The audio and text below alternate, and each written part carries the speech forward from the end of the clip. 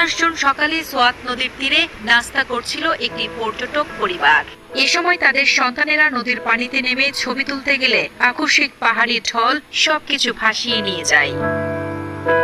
পানির ভয়ঙ্কর স্রোতে ভেসে যেতে থাকা সন্তানদের বাঁচাতে ঝাঁপিয়ে পড়েন পরিবারের অন্য সদস্যরাও, কিন্তু তীব্র স্রোতের মুখে অসহায় হয়ে পড়েন তারাও। স্থানীয়দের মতে সাহায্য চেয়ে তাদের আর্তনাদ প্রায় 2 ঘন্টা ধরে শোনা গেলেও স্রোতের তীব্রতার কারণে কেউ উদ্ধারে নামতে সাহস পায়নি।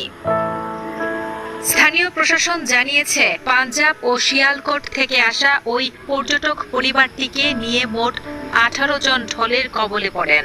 সকাল 9:30টায় বন্যার সতর্কতা জারি করা হলেও তার আগেই পরিবারটি নদীর তীরে পৌঁছে গিয়েছিল। এই মর্মান্তিক ঘটনায় শোক প্রকাশ করেছেন পাকিস্তানের প্রধানমন্ত্রী শেহবাজ শরীফ। এখনো নিখোঁজদের সন্ধানে 80 জনেরও বেশি